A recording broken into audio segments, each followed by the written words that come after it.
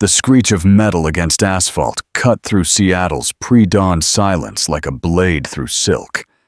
Marcus Thompson's calloused hands tightened around his thermos as orange flames licked hungrily at the overturned Mercedes, its twisted frame smoking against the rain-slicked pavement 3 stories below his office building window.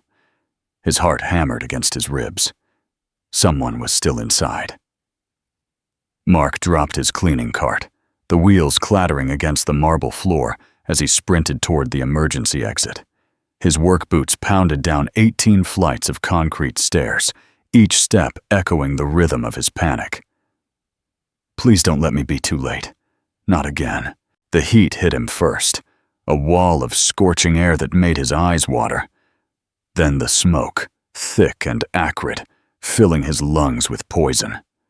Through the spider-webbed windshield, he could make out a figure slumped over the steering wheel. A woman. Unconscious, blood trickling down her temple. "Hey!" Mark shouted, yanking at the driver's side door. The metal groaned but held fast. The flames were spreading, creeping along the fuel line like a deadly countdown timer. His pulse thundered in his ears as memories crashed over him. Sarah's accident, his helplessness, the phone call that shattered his world. Not this time. Mark grabbed a chunk of concrete from the sidewalk and smashed it against the passenger window. Safety glass exploded inward like crystalline rain. He crawled through the opening, ignoring the shards that bit into his palms, and reached for the woman's seatbelt. She was beautiful, even unconscious. Sharp cheekbones, designer clothes now torn and bloodied, manicured nails that had never known manual labor. Everything about her screamed money and power. Everything Mark wasn't. The seatbelt clicked free, just as sirens wailed in the distance. Mark hauled her limp body through the window opening, his muscles straining as he half carried, half dragged her to safety. They collapsed together on the wet pavement 20 feet from the car, just as the fuel tank erupted in a fireball that painted the Seattle skyline orange. If you're moved by stories of ordinary people doing extraordinary things, and believe that love can bridge any divide, please hit that like button and subscribe to hear more tales that remind us of our shared humanity. Your support helps me bring these powerful stories to light, reaching hearts that need to hear them most. Thank you for being part of this journey. Mark's chest heaved as he stared down at the woman in his arms. She was breathing, shallow but steady. Her eyelids fluttered, revealing startling green eyes that seemed to look right through him. "You're safe," he whispered, his voice hoarse from smoke. "The paramedics are coming." She tried to speak, but only managed a weak cough. Her hand, soft and pale against his work-roughened palm, gripped his with surprising strength. There was something in her gaze, a recognition that made his stomach twist with unease. "Do I know you?" she whispered. Before Mark could answer, the EMTs arrived, flooding the scene with flashing lights and urgent voices. They pried her from his arms, loading her onto a stretcher with practiced efficiency. As the ambulance doors slammed shut, Mark caught a glimpse of her watching him through the rear window, those green eyes haunted by something he couldn't name. "Hell of a thing you did there, buddy." A police officer appeared at Mark's elbow, notepad in hand. "You got a name?" "Marcus Thompson." The words felt strange in his mouth, like he was introducing a stranger. "I work nights cleaning the Belltown Tower." The officer scribbled notes. "The lady's Victoria Sinclair. Big shot CEO, apparently. Runs some real estate empire. Lucky for her you were watching." Mark's blood turned to ice water in his veins. Sinclair. The name hit him like a punch to the solar plexus, dragging up memories he'd spent 3 years trying to bury. The pink slip with that letterhead. The foreclosure notice. The slow, grinding collapse of everything he'd built. Sinclair Holdings. Due to unexpected market conditions and the need for operational efficiency, The CEO he'd just saved was the woman who'd destroyed his life. Harborview Medical Center's fluorescent lights buzzed overhead like angry wasps, casting everything in harsh, clinical white. Mark sat in the waiting room's plastic chair, his smoke-stained janitor uniform drawing disapproving glances from the other visitors. He should leave. Go home to Emma, help her get ready for school, pretend this night had never happened. Instead, he found himself walking toward the elevators. Victoria Sinclair was awake when he knocked on her door, propped up against stark white pillows with an IV drip snaking into her arm. Without the blood and soot, she was even more striking. The kind of beautiful that belonged on magazine covers and boardroom tables, not in hospital beds rescued by night janitors. "Mr. Thompson," her voice was steady now, cultured and precise. "Please come in." She knew his name. Of course she did. "How are you feeling?" The question sounded ridiculous even as he asked it. "Like I should be dead." She studied his face with unsettling intensity. "Instead, I'm having coffee with my guardian angel." A nurse had left a tray with 2 steaming cups. Victoria gestured to the empty chair beside her bed. Everything about the moment felt surreal. The woman who'd fired him via form letter was pouring him coffee with hands that trembled slightly from shock. "Why did you do it?" she asked quietly. Mark wrapped his fingers around the warm mug, the heat grounding him in the strange unreality of the moment. Someone needed help. Even knowing who I am? The admission hung between them like a blade. She'd known he would recognize her, known and invited him up anyway. "I figured that out afterward." Mark's voice came out rougher than he intended. 3 years ago, your company fired me, laid off half the construction crew to streamline operations. I lost my house 6 months later. Victoria's coffee cup rattled against the saucer as she set it down. For a moment, her composed mask slipped, revealing something raw and vulnerable underneath. "I remember." The words were barely a whisper. "Thompson Construction.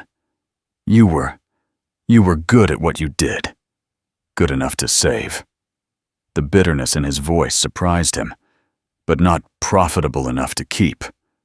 "Marcus, It's Mark." The correction came out harsher than necessary. Marcus was the guy who built things. Mark just cleans up other people's messes. Victoria flinched as if he'd struck her.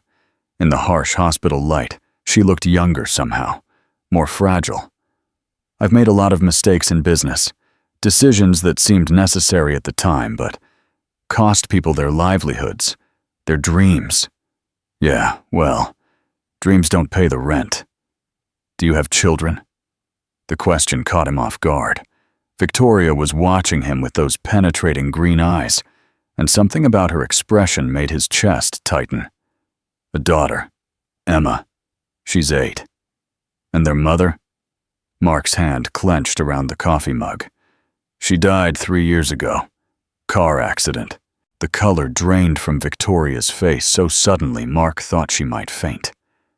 Her hands trembled as she reached for her water glass, and when she spoke, her voice was barely audible. "I'm sorry. That must have been devastating." There was something in her tone, not just sympathy, but something deeper. Guilt, maybe, or recognition. It made the hair on the back of his neck stand up. Sarah was an engineer too. Worked construction sites, just like me. Mark found himself talking despite every instinct telling him to leave. She was brilliant, could look at a blueprint and spot problems the architects missed. Should have been running her own firm by now. Victoria's breathing had gone shallow. "What happened? In the accident, I mean." "Construction site accident. She was inspecting a new development when some equipment failed. Took the EMTs too long to get to her." The familiar pain twisted in his chest like a knife. "I wasn't there. Couldn't save her." "Oh, God!" Victoria pressed her hand to her mouth, tears streaming down her cheeks. "Marcus, Mark, I'm so sorry. I'm so sorry." The raw anguish in her voice was startling.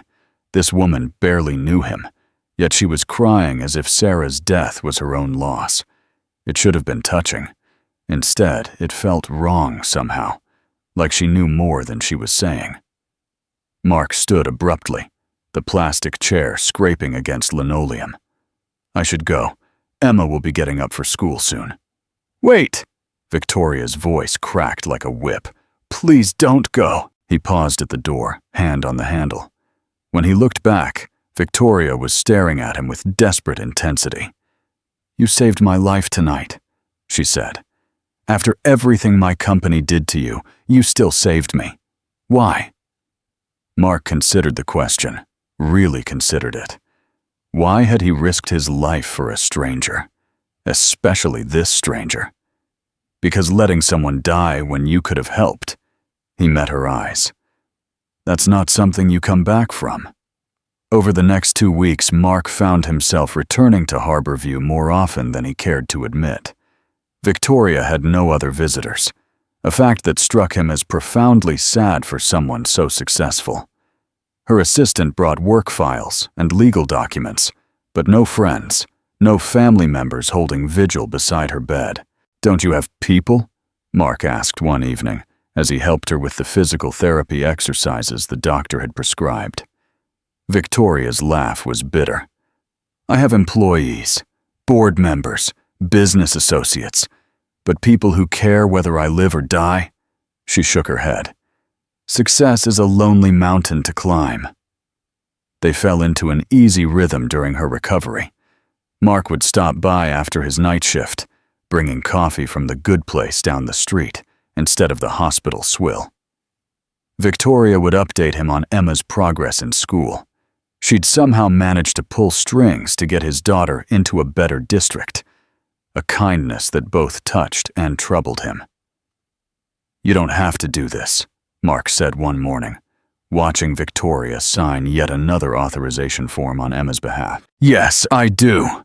Victoria's voice was fierce. "You gave me a second chance at life. Let me give Emma a second chance at education." But it wasn't just guilt driving her generosity. Mark could see it in the way Victoria's eyes lit up when he talked about Emma, how she hung on every detail of his daughter's artwork and stories and small triumphs. There was a hunger there, a yearning for something she'd never allowed herself to want. "Did you ever think about having children?" Mark asked one evening, as they walked slowly around the hospital's rehabilitation garden. Victoria stopped beside a bench, her hand resting on the iron armrest. "Once, a long time ago. But my father always said, successful women have to choose, family or empire. Never both." "Your father sounds like an ass." The comment startled a laugh out of her. "He was, but he built Sinclair Holdings from nothing, taught me that sentiment was weakness, that caring too much would destroy everything we'd worked for." "And you believed him?" Victoria was quiet for a long moment, watching Seattle's skyline glitter in the distance. "I did. Until tonight, I thought I still did." Something in her voice made Mark's pulse quicken. She was looking at him with an expression he'd only seen once before, on Sarah's face the night he'd proposed. "Victoria, I know this is insane," she said quickly. "I know we barely know each other, that we come from completely different worlds, but these past 2 weeks, talking to you, learning about Emma, seeing how you've rebuilt your life after losing everything." She turned to face him fully. "You make me want to be someone better." Mark's heart hammered against his ribs. This was dangerous territory. Victoria Sinclair was beautiful, intelligent, and showing him more genuine interest than any woman had since Sarah died. But she was also the CEO who'd destroyed his previous life, a reminder of everything he'd lost. "I should go," he said quietly. "Because of who I am? What my company did to you? Because you're worth millions and I clean toilets for a living." The words came out harsher than he intended. Because tomorrow, you'll go back to your penthouse, and I'll go back to my one-bedroom apartment, and this will all seem like a nice story you can tell at dinner parties." Victoria stepped closer, close enough that he could smell her perfume, something expensive and subtle. "You think I care about money?" "Everyone cares about money." The woman who almost burned to death in a car crash because she was speeding away from another board meeting where old men in suits questioned every decision she made? Victoria's voice was soft but intense. The woman who just spent the best 2 weeks of her adult life talking to a man who sees her as a person instead of a stock price? Before Mark could respond, Victoria's phone buzzed. She glanced at the screen and her face went pale. "I have to take this," she said, stepping away. Mark couldn't hear the other side of the conversation, but he caught fragments. "Told you I needed more time. The Thompson situation is complicated. I'll handle it my way." When she hung up, Victoria wouldn't meet his eyes. "Everything okay?" Mark asked. "Fine, just business." But her hands were shaking as she slipped the phone back into her purse. That night, Mark lay awake staring at the ceiling of his small apartment, listening to Emma's steady breathing from the next room. Every instinct told him to stay away from Victoria Sinclair. She was trouble, the kind of beautiful, complicated trouble that could destroy what little stability he'd managed to build for his daughter. But he couldn't stop thinking about the way she'd looked in that hospital garden, vulnerable and hopeful, and more real than anyone had a right to be. The next evening, Mark arrived at the hospital to find Victoria's room empty. The nurse at the desk informed him she'd been discharged that morning, no forwarding information left behind. His disappointment was sharper than it should have been. Emma noticed his distraction over dinner. "You're sad, Daddy?" "Just tired, sweetheart." "Is it about the pretty lady from the hospital?" Emma's 8-year-old intuition was frighteningly accurate. "The one who got me into the new school." Mark nearly choked on his mac and cheese. "How do you know about her?" "Mrs. Patterson said a lady called to make sure I had everything I needed. Said she was a friend of yours." Emma studied his face with serious brown eyes. Sarah's eyes. "Are you going to marry her?" "Emma, it's okay if you do. Mommy wouldn't be mad." Emma's voice was matter-of-fact, in the way only children could manage. "She used to say she wanted you to be happy if something happened to her." The words hit Mark like a physical blow. Sarah had said exactly that during one of their late-night conversations about the future, back when they'd thought they had forever stretching out ahead of them. "It's complicated, baby. Grown-up things usually are." Emma reached across the table and patted his hand with grave 8-year-old wisdom. "But maybe complicated is okay sometimes." That weekend, Mark took Emma to Pike Place Market for their traditional Saturday morning adventure. They were watching the fish throwers when he spotted a familiar figure across the crowded walkway. Victoria stood beside a flower vendor's stall, looking completely out of place in designer jeans and a cashmere coat. She'd seen them too, her eyes locked on Mark's across the sea of tourists and street performers. Emma followed his gaze and brightened immediately. "Is that her? The pretty lady?" Before Mark could stop her, Emma was darting through the crowd, her small hand tugging Victoria toward them. "You're the one who helped me get into the good school," Emma announced with characteristic directness. "Thank you." Victoria knelt to Emma's level, her expensive coat forgotten on the dirty market floor. "You must be Emma. I've heard so much about you." "Daddy talks about me?" "All the time. He says you're the best artist in your class." Emma beamed. "Do you want to see my drawing of the Space Needle? It's in Daddy's wallet." Mark found himself fumbling for his wallet, pulling out the carefully folded construction paper that Emma had given him last month. Victoria studied it with the serious attention of a museum curator. "This is extraordinary," she said. "The perspective is perfect. Have you thought about taking art classes?" Daddy says they're too expensive." The innocent comment hit the air like a slap. Mark felt heat creep up his neck as Victoria's eyes met his over Emma's head. "Well," Victoria said carefully, "sometimes grown-ups find ways to make things work out." They spent the morning together, an unlikely trio wandering through the market stalls. Victoria insisted on buying Emma a small watercolor set, despite Mark's protests. Emma chattered non-stop, regaling Victoria with stories about school and friends, and her latest artistic projects. "She's remarkable," Victoria told Mark as they watched Emma feed pigeons near the waterfront. "She's everything good about her mother." Mark's voice was soft with pride and pain. "Sometimes I look at her, and it's like Sarah's still here." Victoria was quiet for a long moment. When she spoke, her voice was strained. "Tell me about Sarah. What was she like?" Mark found himself talking about his late wife in a way he hadn't in years. Not just the sanitized version he gave to acquaintances, but the real Sarah.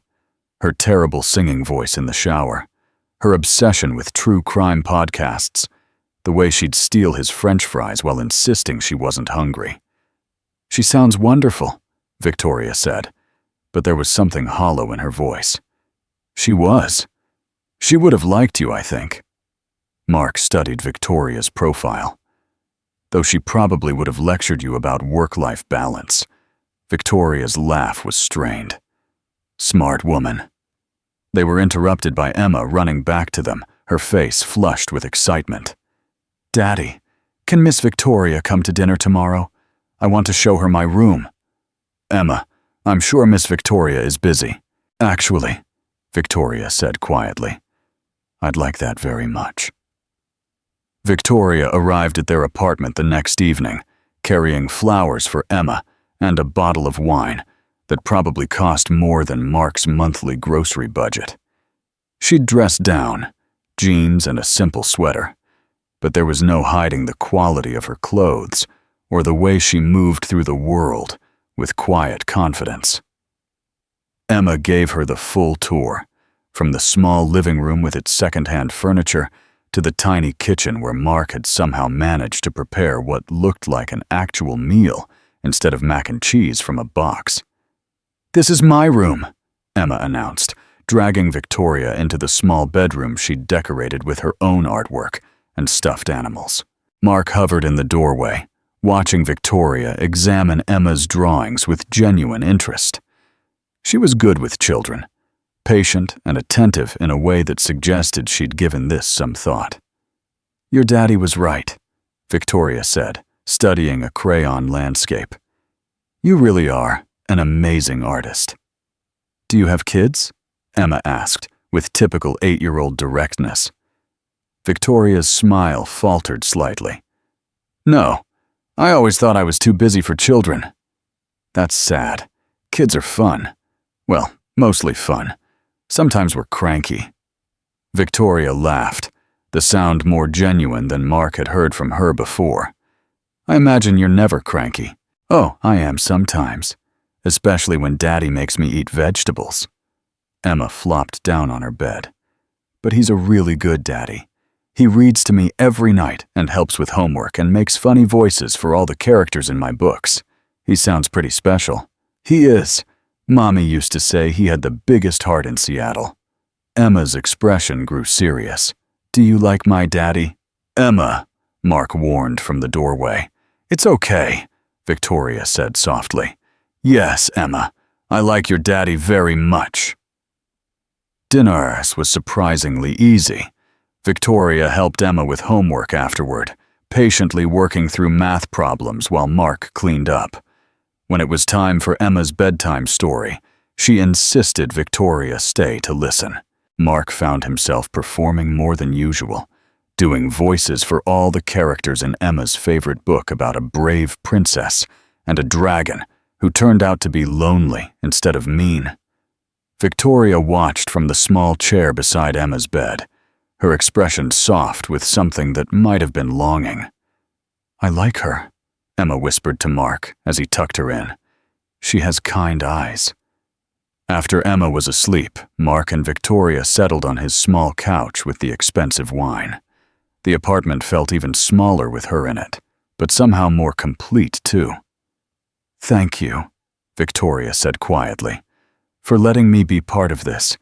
Your life with Emma, it's beautiful. It's small. It's real." Victoria's voice was fierce. "Do you know how rare that is? How precious?" Mark studied her face in the lamplight. "What happened to you, Victoria? What made you so afraid of being happy?" For a moment, he thought she wouldn't answer. Then she set down her wine glass and turned to face him fully. "My father used to say that sentiment was a luxury we couldn't afford, that caring too much about people would make me weak, vulnerable. Every decision had to be about the bottom line, about protecting the company above everything else. And you believed him? I lived by those rules for 15 years. Victoria's voice was barely a whisper. Made decisions that hurt people because they were the smart business choices. Told myself it was necessary, that someone had to make the hard calls." Mark watched the play of emotions across her face. Pain, regret, something that might have been shame. "What changed?" Victoria looked toward Emma's bedroom, where a small night light cast gentle shadows on the wall. "I nearly died 2 weeks ago, and the person who saved me was someone I'd hurt. Someone who had every reason to let me burn."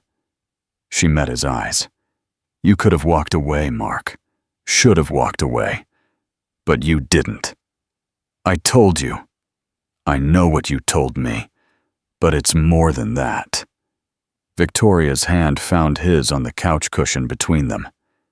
"You saved me because it's who you are. Because even after everything, you still believe people are worth saving."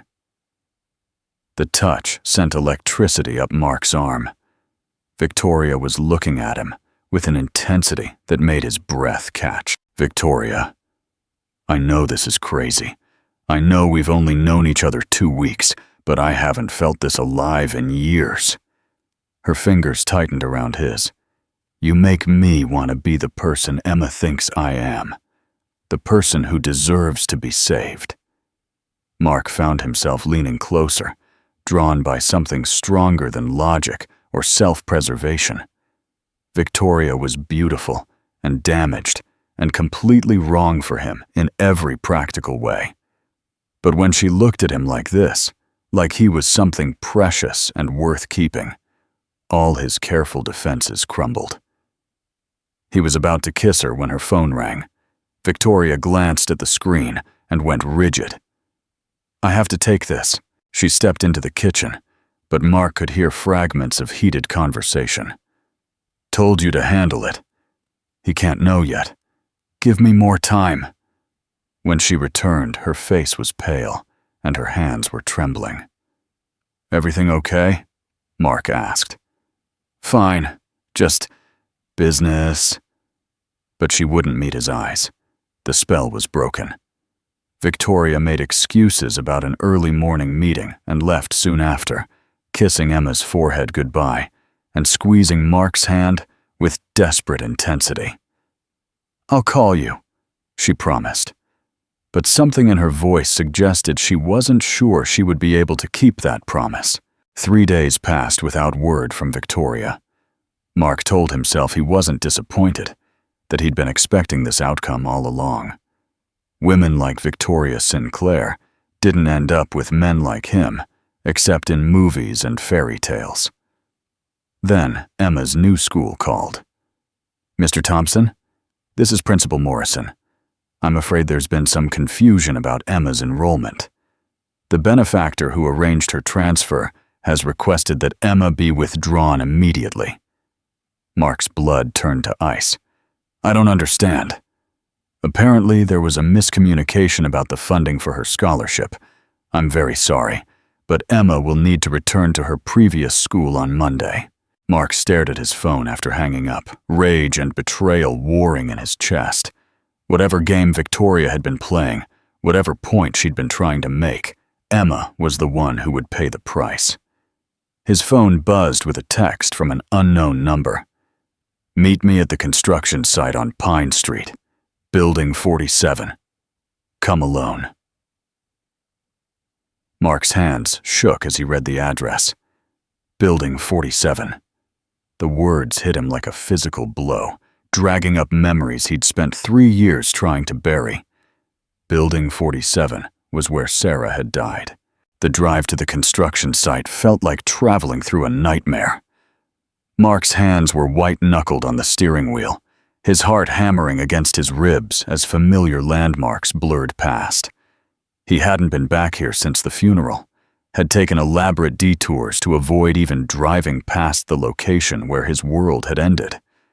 The site was mostly empty at this hour, just security lights casting long shadows across the skeletal framework of another luxury development. Mark parked beside the chain-link fence and walked through the open gate, his footsteps echoing hollow on the packed earth. Victoria stood in the center of the construction site, a lone figure dwarfed by the towering steel beams around her. She looked smaller somehow, more fragile than she had in the safety of his apartment. "You came," she said as he approached. "What is this, Victoria? Some kind of sick joke?" Mark's voice was rough with anger and pain. "You pull Emma out of school and then ask me to meet you here of all places?" Victoria flinched as if he'd struck her. "I can explain. This is where my wife died." The words came out as a growl. "This is where Sarah bled out waiting for an ambulance that took too long to arrive. And you bring me here because, what, you think it's poetic?" "Mark, please. Did you know?" The question exploded out of him. "When you were lying in that hospital bed, letting me tell you about my dead wife, did you already know this was your construction site?" Victoria's silence was answer enough. Mark felt something break inside his chest. Sharp and irrevocable. "Jesus Christ, you knew. You've known all along." "It's not what you think." "Then what is it, Victoria? Because from where I'm standing, it looks like some rich woman's sick idea of slumming with the help. Play house with the janitor, get your kicks watching him fall for someone who's completely out of his league. I was here that night!" Victoria's scream cut through his tirade like a blade. "I was here when Sarah died. I watched her die." The words hit Mark like a physical blow. He staggered backward, the world tilting on its axis around him. "What?" Victoria was crying now, tears streaming down her face as she pressed her hands to her mouth. "I was here 3 years ago. There was a problem with the foundation work, and I came to see it for myself. Sarah was inspecting the support beams when the equipment failed." Mark's vision grayed at the edges. "No! She called your name." Victoria's voice broke. "Right before she fell. She called for you. Stop! I could have helped her, should have run to her immediately, but I hesitated. I was wearing expensive clothes, worried about the media attention if I got involved in an accident at one of our sites. I worried about the lawsuits, the bad publicity." "Stop!" Mark roared. Victoria crumpled to her knees on the dusty ground, sobbing. "By the time I called 911, by the time I ran to her, she was already gone. Those few seconds I hesitated, those precious seconds I spent thinking about protecting the company instead of saving a life. They made the difference." Mark stared down at her, his mind reeling.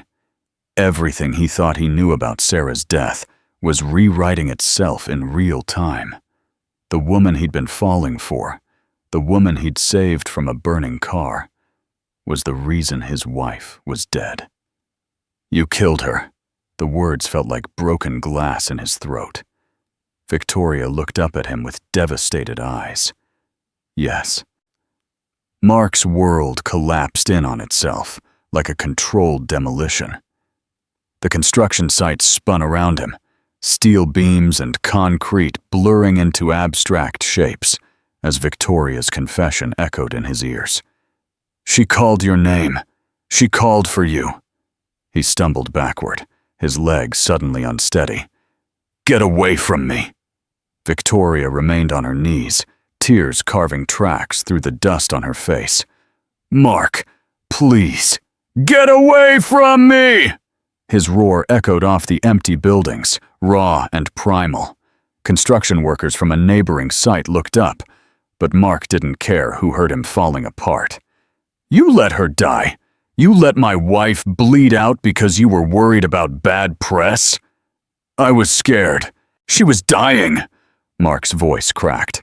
"She was calling my name, and you were worried about your fucking stock price." Victoria flinched as if he'd struck her. I know, and I've lived with that guilt every day since. I've been in therapy, taking medication for the panic attacks. I can't sleep, can't eat. Every time I close my eyes, I see her face. Good." The word came out flat and brutal. "I hope it destroys you." Mark turned to walk away, but Victoria's voice stopped him. "The night you saved me from the car," she said quietly. "That wasn't an accident."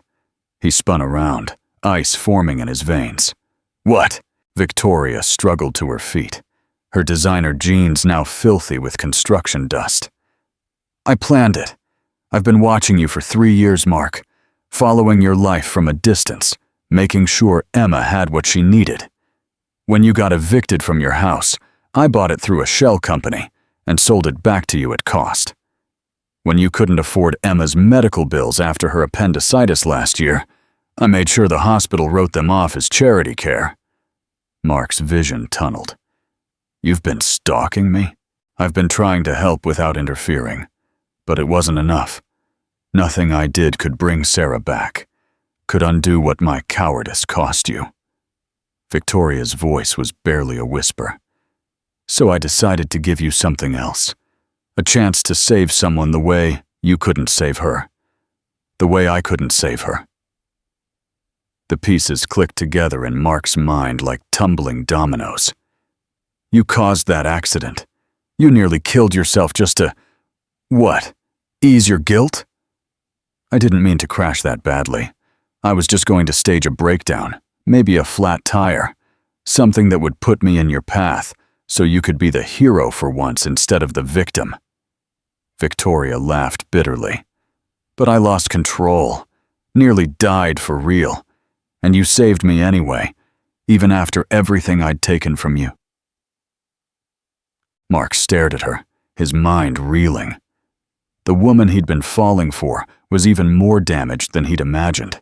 She'd orchestrated their entire relationship around her guilt over Sarah's death. "Jesus, Victoria, you need help. Professional help." "I've been getting help. Dr. Martinez has been working with me for 2 years. She's the one who's been calling me. Not lawyers, therapists. She thinks I'm making progress."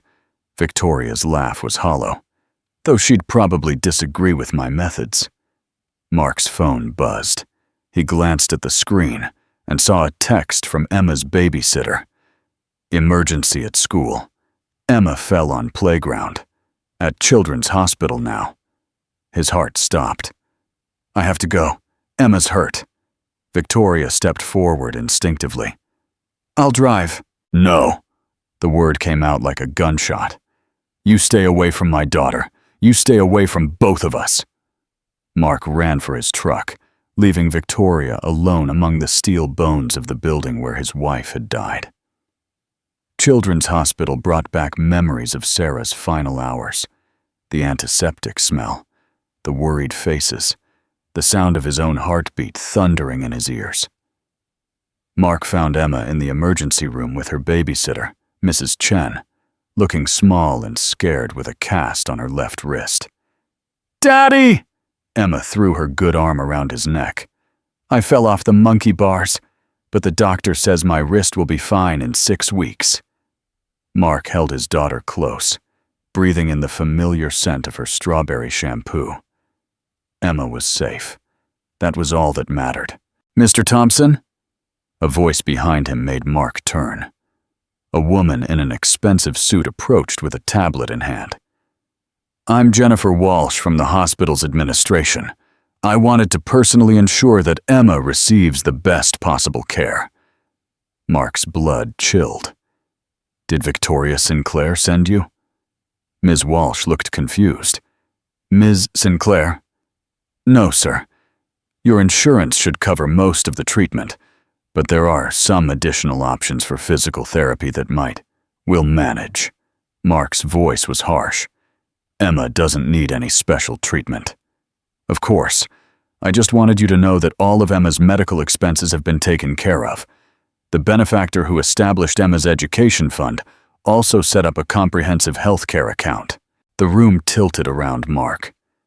Even now, even after their confrontation at the construction site, Victoria was still pulling strings in his life. Still trying to buy her way out of guilt with Emma's well-being as collateral. Mark's phone rang. Victoria's name appeared on the screen. He declined the call, but it rang again immediately. And again. Finally, he answered. What? I heard about Emma. Is she okay? How did you? Mark closed his eyes. You have people watching us. I have alerts set up. Anytime Emma's name appears in a hospital database, I get notified. Victoria's voice was tight with worry. Please, just tell me she's all right. She's fine. No thanks to you. Mark, I know you hate me. You have every right to hate me. But Emma is innocent in all this. Don't let your anger toward me affect her medical care. You think this is about money? Mark's voice rose, drawing stares from other families in the waiting room. You think I'm some charity case you can fix with your checkbook? I think you're a good father who's been dealt a terrible hand. And if I can help, you can't help. The words exploded out of him. You can't bring Sarah back. You can't give Emma her mother. And you sure as hell can't buy yourself forgiveness. The line went quiet for a long moment. When Victoria spoke again, her voice was barely audible. I know, but I have to try. Mark hung up and turned off his phone. The next morning brought a media circus that turned Mark's quiet life upside down. Someone had leaked the story of Victoria's rescue, and now reporters camped outside his apartment building, shouting questions about his relationship with Seattle's most eligible CEO. Emma couldn't go to school because of the photographers. Mark couldn't go to work because journalists followed him to the Belltown Tower. Their lives became a fishbowl, every movement scrutinized and dissected by strangers with cameras. Daddy, why are those people taking pictures of us? Emma asked from their apartment window, her cast-covered wrist pressed against the glass. Sometimes grown-ups make mistakes that other grown-ups find interesting, Mark said carefully. Is it because of Miss Victoria? The reporters keep saying her name. Mark's chest tightened. Even now, Emma's 8-year-old mind was trying to process the adult chaos swirling around them. Emma, what would you say if I told you we might not see Miss Victoria anymore? Emma turned from the window, her brown eyes serious. Did you have a fight? Something like that. About Mommy? The question caught Mark off guard. Emma rarely talked about Sarah directly, seemed to sense that the topic caused her father pain. What makes you ask that? Miss Victoria gets sad when we talk about Mommy, like she knew her or something. Emma studied Mark's face with disturbing perception. Did she know Mommy? Mark knelt beside his daughter, choosing his words carefully. Yes, she knew Mommy, but it's complicated. Because Mommy died? Because... Mark struggled with how much truth an 8-year-old could handle. Because Miss Victoria thinks she could have helped Mommy, but didn't. And now she feels very bad about that. Emma considered this with the gravity only children could bring to adult problems. Like when I didn't share my lunch with Tommy when he forgot his, and then he was hungry all afternoon. Something like that. But I said sorry to Tommy, and we're friends again. Can't Miss Victoria say sorry to Mommy? The innocence of the question hit Mark like a physical blow. Mommy isn't here anymore, baby. But she's not really gone, Emma said matter-of-factly. She's in heaven, watching over us. You said so yourself." Mark stared at his daughter, seeing Sarah's compassion and wisdom shining through Emma's young features. What would Sarah want him to do? How would she handle this impossible situation? His phone buzzed with another call from Victoria. This time, he answered. "The reporters," Victoria said without preamble. "I'm handling it. They'll be gone by tonight." "How?" "I'm calling a press conference. Full disclosure about the rescue, about why I was on that road that night. I'll take responsibility for the media attention and make it clear that you want privacy." Mark was quiet, surprised by the gesture. "There's something else," Victoria continued. "I've drafted a letter of resignation from Sinclair Holdings. I'm stepping down as CEO, effective immediately." "Victoria, I should have done this years ago. Should have faced what I did instead of hiding behind boardrooms and profit margins." Her voice was steady, resolved. "I'm also establishing a foundation for construction worker safety, named after Sarah. Every penny of my personal fortune is going into it. You don't have to." "Yes, I do. Not for you, not for forgiveness, but because it's right. Because Sarah died, because of safety shortcuts that saved my company money, and that can't happen to anyone else." Mark found himself speechless. This wasn't the calculating CEO who'd fired him 3 years ago. This was someone fundamentally changed by guilt and loss, trying to find meaning in the wreckage of her choices. "The foundation will need a director," Victoria continued. "Someone who understands construction, who knew Sarah, who can make sure her death means something." "Victoria, I'm not asking for forgiveness, Mark. I'm not asking for anything. I just want to do what I should have done 3 years ago. Put people before profits. Sarah's legacy before my own comfort." Mark attended Victoria's press conference from the back of the crowded hotel ballroom, Emma's babysitter watching her at home, while reporters packed the space like vultures. Victoria stood behind the podium, looking smaller than he'd ever seen her, her usual corporate armor replaced by a simple black dress. "3 years ago," she began, her voice steady but quiet, "I made a decision that cost someone their life. Sarah Thompson, a talented engineer and loving mother, died in an accident at one of my company's construction sites. I was there that night. I witnessed the accident, and I failed to act quickly enough to save her." The room erupted in shouted questions, but Victoria held up her hand for silence. "I've spent 3 years telling myself that my hesitation didn't matter, that Sarah would have died anyway. But the truth is, I was more concerned about protecting my company's image than saving a human life. Those precious seconds I wasted could have made the difference." Mark watched Victoria's composure crack slightly, her hands trembling as she gripped the podium. "Yesterday, Sarah's widower saved my life in a car accident. Marcus Thompson had every reason to let me burn, but he didn't hesitate. He risked his own safety to save someone who had cost him everything. That's the difference between a good person and someone like me." The questions came faster now, a barrage of demands for details. But Victoria remained focused. "Effective immediately, I'm resigning as CEO of Sinclair Holdings.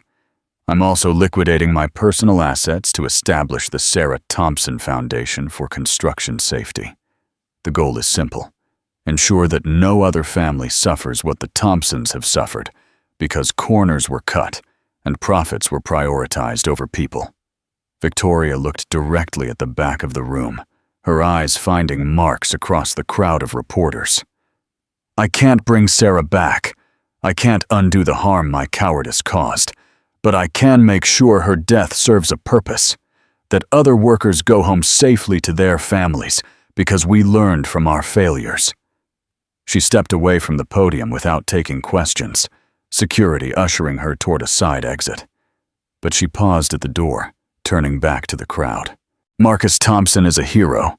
Sarah Thompson was a hero. I'm just someone trying to figure out how to live with the consequences of not being brave enough when it mattered most. The media frenzy died down over the next week as Victoria's resignation dominated business news cycles. Mark found himself able to return to work, though his supervisor had questions about why the CEO of a major corporation had publicly praised the night janitor. Emma returned to school, the regular public school, not the private academy Victoria had arranged. Mark had withdrawn her from the elite institution, unable to accept anything that came from Victoria's guilt money. But the Sarah Thompson Foundation was harder to dismiss. Mark sat in his apartment 2 weeks later, reading through the foundation documents Victoria's lawyers had sent. The scope was staggering. Millions dedicated to construction safety research, worker advocacy programs, family support for accident victims. Sarah's name was attached to something that could save lives. Emma found him at the kitchen table, surrounded by papers. "Is that about the foundation for Mommy?" she asked, climbing into the chair beside him. "How did you know about that?" "Mrs. Chen showed me the news on her tablet. She said Miss Victoria is giving away all her money to help people like Mommy." Emma studied the documents with 8-year-old seriousness. "That's a lot of money." "It is." "Are you going to help her?" Mark looked at his daughter, Sarah's daughter, and saw the same compassionate spirit that had drawn him to his wife years ago. Emma didn't understand the full complexity of the situation, but she grasped something fundamental that Mark had been struggling with. Sometimes people made terrible mistakes and then spent the rest of their lives trying to make them right. "I don't know, baby. Mommy always said people deserved second chances if they were really sorry." Emma picked up one of the foundation brochures, studying a photo of construction workers. "Miss Victoria seems really sorry." That evening, Mark made a decision that surprised him. He called Victoria. "Mark?" Her voice was uncertain, hopeful. "The foundation," he said, without preamble. "You really want me to run it?" "Want me to? I want someone who knew Sarah, someone who understands what these families are going through." Victoria paused. "Someone who won't let sentiment interfere with doing the work." "I'm not qualified to run a multi-million-dollar foundation. You're qualified to understand what matters. The rest can be learned." Mark stared at Emma's drawing of the Space Needle on his refrigerator, remembering Sarah's dreams of making construction sites safer for everyone. "There would be conditions," he said. "Name them." "The foundation stays independent. You don't get to override decisions because you're funding it. The mission comes first. Always." "Agreed. And Emma, this doesn't change anything between us, Victoria. What happened to Sarah, what you did, I'm not ready to forgive that.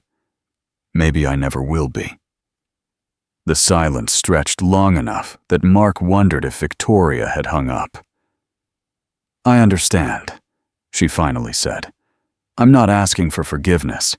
I'm asking for a chance to honor Sarah's memory by making sure her death serves a purpose." "And us? You and me?" Another pause. "I'll always love you, Mark. Both of you. But I understand that some things can't be fixed, no matter how much money you throw at them." 6 months later, Mark stood in the Sarah Thompson Foundation's new offices, watching construction workers receive safety training that could save their lives. The program was already being implemented at sites across 3 states, with plans for national expansion. Emma had convinced him to invite Victoria to the foundation's official launch. She arrived quietly, slipping into the back of the room during Mark's speech about worker dignity and family protection. "This foundation exists because my wife believed every worker deserved to go home safely to their families," Mark told the assembled crowd. "Sarah Thompson died because someone made a choice to prioritize profits over people. We're here to make sure that never happens again." After the ceremony, Victoria approached Emma first. "How do you like the new offices?" Victoria asked, kneeling to Emma's level. "They're nice. Daddy has his own coffee machine now. Emma studied Victoria with serious eyes. Are you sad you don't get to be CEO anymore? No, Victoria said, and Mark was surprised by how genuine she sounded. I think I'm happier now. Being rich didn't make me a good person. Daddy says being good is a choice you make every day. Your daddy is a very wise man. Emma glanced between her father and Victoria with 8-year-old calculation. Are you going to be friends now? Victoria looked at Mark over Emma's head. I hope so. Someday. Mark found himself nodding slowly. Maybe. It's complicated. Grown-up things usually are, Emma said sagely. As Victoria prepared to leave, she handed Mark an envelope. What's this? A letter from Sarah. Victoria's voice was quiet. She was carrying it when she died. It was damaged in the accident, but I had restoration experts work on it. I thought you should have it. Mark's hands trembled as he opened the envelope. Inside was a water-stained piece of notebook paper covered in Sarah's familiar handwriting. My dearest Marcus, if you're reading this, something has happened to me. I know that sounds dramatic, but construction sites are dangerous places, and I want you to know how much you and Emma mean to me. You are the best man I've ever known. The way you love Emma, the way you see good in everyone, the way you never give up on people. These are gifts. Don't let grief or guilt change who you are. Take care of our beautiful daughter. Help her remember that her mama loved her more than all the stars in the sky. And when you're ready, not before, but when your heart is ready, let yourself love again. You deserve happiness, my darling. You deserve someone who sees the hero in you that I see every day. All my love, always, Sarah. P.S. Emma wants a dog. I vote yes. Mark's vision blurred as he finished reading. When he looked up, Victoria was watching him with tears in her own eyes. She loved you so much, Victoria whispered. In those last moments, she wasn't thinking about the accident or the pain. She was thinking about you and Emma. Mark folded the letter carefully, his hands shaking. Why didn't you give this to me sooner? Because I was selfish. Because holding on to it felt like holding on to my connection to what happened. But grief isn't mine to keep. Love isn't mine to hoard. Victoria stepped back, putting distance between them. She was right, you know. You do deserve happiness. Victoria turned to leave, but Emma's voice stopped her. Miss Victoria, will you come to dinner next Sunday? Daddy's making spaghetti. Mark started to protest, but something in Emma's earnest expression made him pause. His daughter had lost her mother at 5 years old. She'd watched her father struggle with grief and anger and the slow process of rebuilding their lives. Now she was offering grace to someone who probably didn't deserve it, extending forgiveness that Mark wasn't sure he was ready to give. But maybe that was the point. Maybe forgiveness wasn't about being ready. Maybe it was about choosing to try. That depends on your dad, Victoria said carefully. Mark looked at his daughter, Sarah's daughter, and saw his wife's compassion shining in Emma's brown eyes. What would Sarah want? What would the woman who'd written that letter, who'd loved him enough to want him to be happy again, what would she say about this broken woman who was trying to rebuild her life around making amends? One dinner, Mark said finally. We'll see how it goes. Emma beamed. Victoria's smile was tremulous but genuine as they walked out of the foundation offices together. Not together, exactly, but not apart either. Mark felt something shift in his chest. The anger was still there. The pain of Sarah's loss still sharp. But maybe, just maybe, there was room for something else too. Emma skipped ahead, her healed wrist supporting her as she balanced on the parking lot's concrete barriers. She turned back to them with a grin. Daddy, can we stop at the pet store on the way home? I want to look at puppies. Mark laughed, actually laughed, for the first time in months. "We'll see, baby." Behind them, the Sarah Thompson Foundation sign gleamed in the afternoon sun, a promise that love could survive loss, that good could grow from grief, and that sometimes the most broken people could find their way back to the light. It wasn't a fairy tale ending. It was something better. A beginning built on truth, forgiveness, and the radical idea that everyone deserved a second chance to be better than their worst mistakes. Mark looked at Victoria walking beside them, no longer the untouchable CEO, but just another person trying to figure out how to live with the weight of the past. Emma chattered about puppies and homework and the art project she wanted to dedicate to her mother. And for the first year since Sarah's death, Mark thought he could see a path forward that honored his wife's memory, while still allowing room for whatever came next. The construction site where it all began was visible in the distance, its steel skeleton now covered in walls and windows, transformed from a place of tragedy into something new. Like all of them, it was still under construction, broken down and built back up, learning from its failures, reaching towards something better. Mark pulled Emma close as they reached his truck, breathing in the scent of her strawberry shampoo and thinking about dogs and second chances, and the radical grace of 8-year-olds who believed the world could always be made right again. Maybe she was right. Maybe broken things could be beautiful too.